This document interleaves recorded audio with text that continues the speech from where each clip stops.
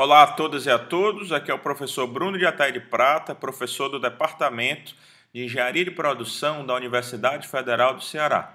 Essa é mais uma videoaula desse curso de meteorísticas, o qual pode ser adotado seja em disciplinas de graduação ou de pós-graduação, nas áreas de pesquisa operacional, inteligência artificial, matemática aplicada, dentre outros.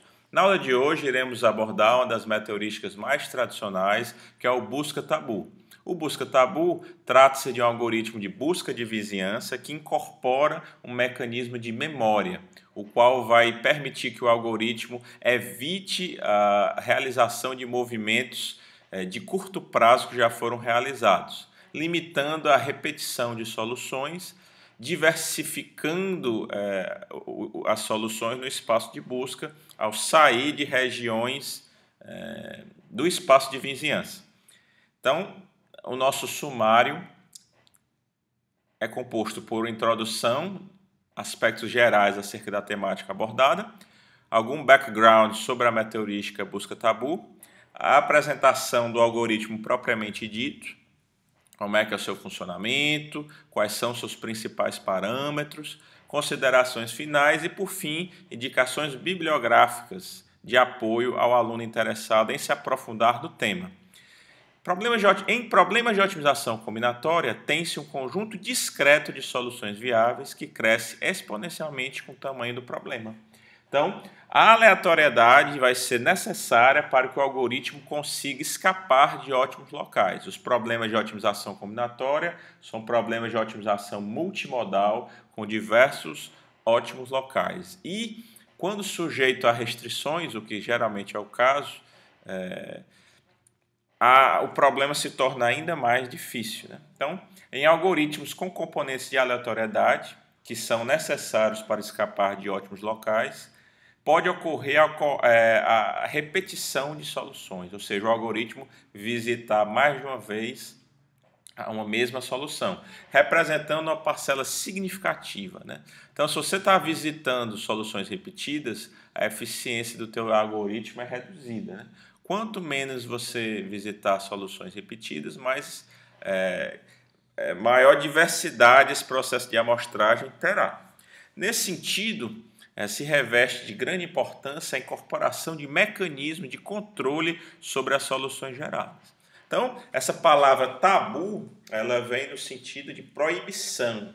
Então, é algo tabu diante de uma sociedade, ou aquele time quer quebrar um tabu de vitórias, é algo que não ocorre, é algo proibido, né? Então, a meteorística busca-tabu, do inglês Taboo Search, TS, doravante iremos adotar esse acrônimo, é uma técnica para criar uma busca local usando estruturas de memória. Então, ele foi paralelamente proposto por Glover em 1986 e Hansen no mesmo ano.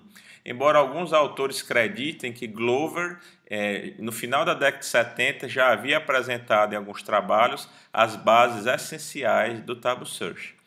O busca-tabu ele parte de uma solução inicial, é um algoritmo de busca de vizinhança, e efetua por meio de movimentos uma busca em uma determinada vizinhança. Entretanto, ao se criar uma lista de movimentos proibidos, uma lista tabu, o algoritmo vai evitar, durante um determinado tempo, fazer um determinado movimento, evitando o processo de geração de soluções repetidas e migrando para outras regiões do espaço de busca. Ao nós incorporarmos uma lista tabu, nós podemos aceitar soluções com piora da função objetivo, uma característica interessante para se escapar de ótimos locais. Então, essa proibição inibirá a obtenção de soluções repetidas e conduzirá a busca para outras regiões, possivelmente promissoras, do espaço de soluções viáveis do problema. Então, temos aqui um exemplo interessante desse artigo de Glover e Laguna, 95. Imaginemos que nós temos um material isolante que ele é composto por diversos módulos. Esses módulos, dependendo da sequência em que eles são justapostos, o material vai ter uma maior ou menor propriedade isolante. Isso é bem ilustrado por essa figura, Imaginemos que nós tenhamos um sinal de entrada, esse material vai ter que isolar esse sinal. Então, dependendo dessa sequência dos materiais, esse isolamento vai ser maior ou menor. Então, imaginemos que nós tenhamos 7 materiais isolantes e que eles, com algum procedimento de simulação computacional, se inferiu que essa sequência 2, 5, 7, 3, 4, 6, 1 seria uma sequência de qualidade razoável como insumo para a resolução do problema. Aí foi feito aqui um movimento de troca, né? O que é um movimento de troca? Você usar um swap, pegar duas posições na permutação e trocar. Então, pegamos aqui a segunda e a sexta posições nessa permutação e efetuamos uma troca, 5 por 6. Nesse caso, como nós temos 7 posições na permutação, nós podemos trocar a primeira posição, por exemplo, com as outras 6, em seguida a segunda posição com as 5 remanescentes, a terceira posição com as 4 remanescentes e assim sucessivamente, de forma que nós teríamos 6 mais 5 mais 4 mais 3 mais 2 mais 1 trocas possíveis, ou seja, 21 trocas. Então, nesse problema aqui, uma troca par a par, nessa permutação com 7 elementos, nos levaria a uma vizinhança com 21 soluções. Então, o que nós podemos fazer é criar uma estrutura de dados, uma estrutura tabu, que ela vai consistir no par que foi feito o swap. Então, essa matriz ela vai armazenar para um dado par da permutação a informação que houve essa troca e quantas iterações do algoritmo aquela troca vai ser proibida. Esse aqui é o conceito da busca tabu. Então, essa solução inicial, como nós já havíamos apresentado, 2, 5, 7, 3, 4, 6, 1, são factíveis 21 trocas. Nós elencamos aqui as 5 melhores trocas. A primeira troca não, a troca que leva maior incremento no valor da função objetiva é a primeira, que vai nos aumentar em 6 unidades. A primeira troca é 5 por 4. Né? A segunda troca, 7 por 4, nos levará a 4 e assim sucessivamente. Né? As outras 16 trocas eram valores inferiores a esses 5 primeiros. Note que no início do algoritmo, na iteração 0, a lista tabu é vazia. Aí nós efetuamos, por exemplo, essa troca com um valor. Agora, o novo valor da função objetiva é 16, e vocês percebam que nessa matriz, o 5 e o 4, está aqui na nossa lista tabu, nós iremos ficar 3 iterações, esse é o tamanho dessa lista tabu, 3 iterações sem fazer nenhuma alteração entre 4 e 5. Então, fazendo aqui os 5 melhores resultados de troca, nós vemos que é mais proveitoso trocar as posições 3 e 1, né? Os materiais 3 e 1, perdão. Então, quando nós trocamos os materiais 3 e 1, vemos que a lista tabu de 5 para 4 reduziu uma iteração, ou seja, esse movimento proibido irá ficar por 2 iterações, e a troca do material 1 pelo material 3 vai ficar 3 iterações como um movimento tabu. Aí note que agora os candidatos não estão apresentando melhoras no valor da função objetivo. Entretanto, vamos selecionar uma solução com piora, né? Ou seja, isso fará com que o busca tabu tenha a possibilidade de escapar de ótimos locais. Note que aquela troca que nos levaria a uma piora, né, da função objetivo menor seria um 3, mas nós estaríamos voltando para a solução anterior que nós tínhamos, então seria uma solução repetida.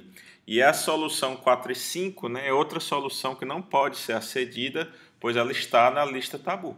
Então, a troca 2, 4 vai nos levar a uma perda de menos 4 unidades da função objetiva. Então, é importante destacar, lembrando, né, que esse é um problema de maximização. Né? É importante destacar que Ao incorporar essa lista tabu por uma quantidade de iterações como movimentos proibidos, nós podemos aceitar soluções com piora do valor da função objetivo e, depois de algumas iterações, efetuar novamente aquela troca que parece ser proveitosa e podemos migrar para outra região promissora do espaço de busca. Então, a lista tabu é um mecanismo extremamente poderoso de memória para solução de problemas de otimização combinatória complexos.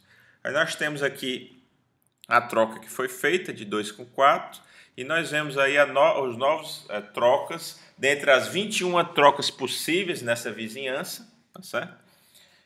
A primeira troca vai ser uma troca tabu, a quarta troca também mas você note que existe uma possibilidade de nós aceitarmos uma solução tabu com base em um critério. Esse critério é chamado critério de aspiração. Então, mesmo essa solução, essa troca entre 4 e 5 sendo proibida, se aquilo nos levar a uma melhoria da função objetivo, com base em um critério de aspiração, pode ser um movimento aceito e a lista tabu ser infringida. Então, depois de várias iterações do algoritmo, aqui na iteração 26, nós vemos aqui na diagonal superior da nossa estrutura tabu a recência, ou seja, a memória de curto prazo do algoritmo, e abaixo nós vemos a frequência, a quantidade de vezes que uma determinada troca foi feita. Então, vemos que a troca entre os materiais 2 e 4 foi a mais realizada, entre os materiais 2 e 5 e 4 e 5 em seguida, e algumas trocas não foram realizadas. Então, algumas trocas são mais vantajosas em geral do que outras, e elas são acionadas mais vezes no processo de busca local. Outras trocas não são vantajosas e não foram sequer realizadas, não foram movimentos aceitos ao longo das iterações. Então, essa é a estrutura básica de um algoritmo busca tabu. Armazenar essa informação da proibição desses movimentos e vai dirigir a busca de uma forma inteligente, né? Então, a estrutura de memória do busca tabu atua sobre 4 principais dimensões. A qualidade, ou seja, a habilidade de diferenciar o mérito de soluções visitadas ao longo do processo de busca. Então, o algoritmo ele tem que ter capacidade de avaliar a qualidade dessas soluções e o benefício de efetuar ou não uma determinada troca. Influência, a consideração dos impactos das decisões tomadas ao longo do processo de busca. Então, quando você faz uma troca em uma determinada interação, isso vai levar a uma influência em interações posteriores. A recência, que seria a proibição de movimentos na lista tabu, seria a memória de curto prazo.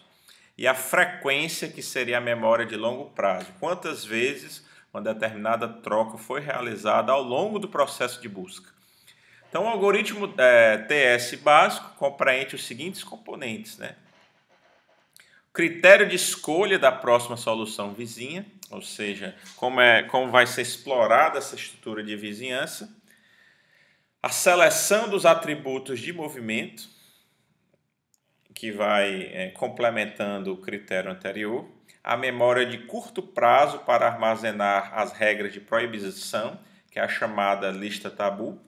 O número de iterações que um atributo selecionado permanecerá proibido, que seria o tamanho dessa lista tabu. Nós vimos naquele exemplo simples anterior que nós tínhamos uma lista de 3, né? 3 iterações em que uma determinada troca se mantinha proibida. Esse valor pode ser pequeno ou pode ser grande, depende do problema, né?